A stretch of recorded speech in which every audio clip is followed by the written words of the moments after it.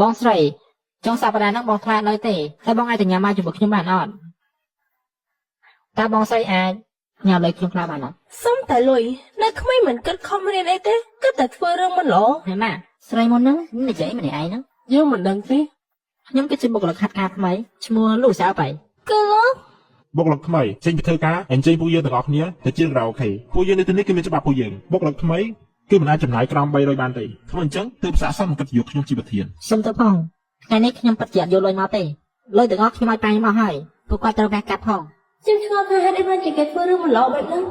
ជាមនុស្សក្រីក្រសោះចង់មកធ្វើការនៅក្រុមហ៊ុនខ្ញុំ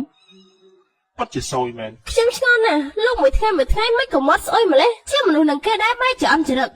មកគ្រាន់តែចាំជួយជាមួយគេទៅយើងញ៉ាំទៅខ្ញុំជាអ្នកមិនហ៎កែគ្រួសាររបស់ឯងល្មៃប្រាប់ខ្ញុំមកឯងចង់ញ៉ាំអីខ្ញុំនឹងធ្វើយ៉ាងម៉េចឯងក៏ប៉ុន្តែមិនគួរទៅធ្វើរឿងដែលមិនត្រឹមត្រូវលុយលាក់អីនោះទេតែឯងអាចទៅធ្វើការងារណាដែលគួរឲ្យជឿជាក់បានអត់ត្រូវខ្ញុំទទួលស្គាល់ថាឯងមានរូបរាងល្អក៏ប៉ុន្តែយើងមិនអាចរស់ដោយសារតែមុខមាត់យើងរហូតនោះទេកុំធ្វើរឿងបែបនេះទៀតអីអរគុណច្រើននឹងបានណែនាំខ្ញុំវេទនាក្រែងនិយាយថាប៉ារបស់ឯងកំពុងវះកាត់ហើយឯងត្រូវការលុយហ៎កុំនិយាយថាខ្ញុំមិនផ្ដល់ឱកាសឲ្យឯងក្រុមហ៊ុនប៉ាយឆោការស្រាវជ្រាវលើទីផ្សារខ្ញុំមកកលឯងអ្នកធ្វើ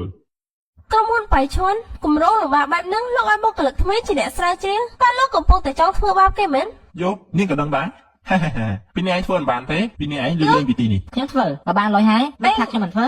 ធ្វើការនៅក្នុងក្រុមហ៊ុនប៉ៃឈុនគ្រប់ជាមនុស្សពិបាកនិយាយគ្នាណាឯងជាបុគ្គលិកថ្មីតែគេសហការជាមួយឯងនៅរបៀបណាតកែម្នាក់ហ្នឹងខ្ញុំស្គាល់ច្បាស់ណាស់ជាមនុស្សស្រីឯងទៀតហើយ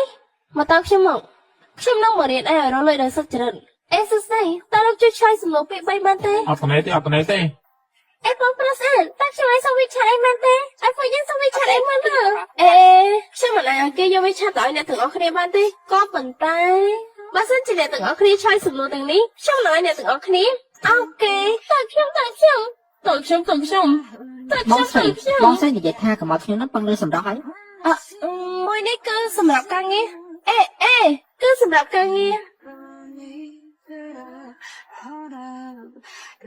តែបំផុតបេសកកម្មត្រូវបានបញ្ចប់ហើយសិជាមិនកំមកឯងមើលទៅស្លេមណាស់សំណាងឯងដែលមានផលិតផលនេះគឺជាថែរក្សាសម្ដររបស់ឯងឯងឈប់និយាយទៅប្រធានក្រុមរបស់ខ្ញុំបានធ្វើបាបខ្ញុំជាមួយនឹងបុគ្គលិកថ្មីមើលមករបស់ខ្ញុំឡើងលឿងប៉ុណ្ណាសំណាងឯងដែលខ្ញុំមានផលិតផលនេះអាចសង្គ្រោះខ្ញុំបានបុគ្គលិកថ្មីសង្ហាអត់ហើយឯងចេះគេអត់គេដូចជាកូនក្មេងហើយខ្ញុំជាមនុស្សចាស់ដែលជួយក្មេងហើយម្យ៉ាងទៀតខ្ញុំមានមនុស្សដែលខ្ញុំស្រឡាញ់ឯងការស្រាវជ្រាវមួយនេះពិតជាធ្វើបានល្អមែនលើក្រោយមិនមានកម្រោការណាល្អទៀតខ្ញុំនឹងឲ្យពួកឯងធ្វើទៀតដល់ពេលដែលខ្ញុំទទួលបានប្រាក់រង្វាន់ខ្ញុំនឹងទិញមេធីជូនអ្នកទាំងអស់គ្នានេះនិយាយប្រាក់រង្វាន់ចុះនិយាយថាខ្ញុំខំនិយាយដែរលោកបោះប្រាក់ពួកខ្ញុំនឹងរៀបការទៅអគ្គនាយកពួកនាងកាន់និយាយអីខ្ញុំគឺជាប្រធានក្រុមខ្ញុំមានសិទ្ធិដល់អ្នកបង្រៀនចេញគ្រប់វិនិច្ឆ័យហើយបុគ្គលិកថ្មីម្នាក់នេះគេមានការកំពុងតែវះកាត់នៅមន្ទីរពេទ្យគេណាចង់ឈប់ពីការងារបានណាចាប់ការប្រជុំលោកស្រីប្រធានក្រុមហ៊ុនបៃឆៅបានម្ដងហើយយូរអ្នកស្រីចិត្តម្ដងអញ្ជើញអង្គុយអ្នកស្រីប្រធានសូមអញ្ជើញមើលនេះជារបាយការណ៍ដែលខ្ញុំស្រាវជ្រាវលោកជាអ្នកធ្វើរបាយការណ៍នេះរបាយការណ៍មួយនេះគឺខ្ញុំហើយនឹងលូសាប៉ៃគឺជាអ្នកធ្វើនោះទេចាសុជីនេះឯងគេចេះដឹងច្រើនណាស់អ្នកស្រីឆាន់ពួកគេជាបុគ្គលិកខ្ញុំទេ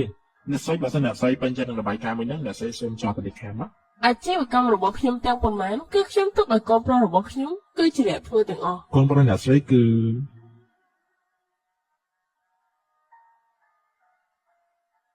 ខ្ញុំសូមណែនាំបន្តិចគេគឺជាកូនប្រុសរបស់ខ្ញុំលូសាប៉ៃលោកគឺ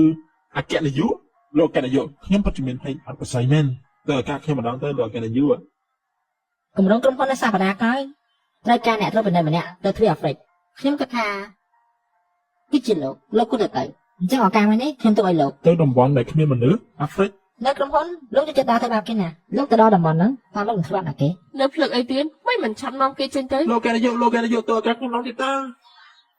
ខ្ញុំសង្ហាតែរបស់លោកមានលុយអញ្ចឹងមិនក៏ការវះកាត់របស់ប៉ាលោកបែរជាអត់មានលុយវះកាត់ទៅវិញ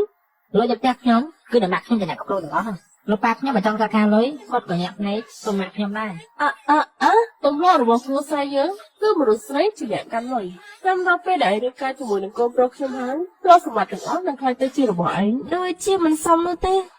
មិនបានថាមិនសមដោយសារតានាងមានមនុស្សដែលនាងស្រឡាញ់ហើយ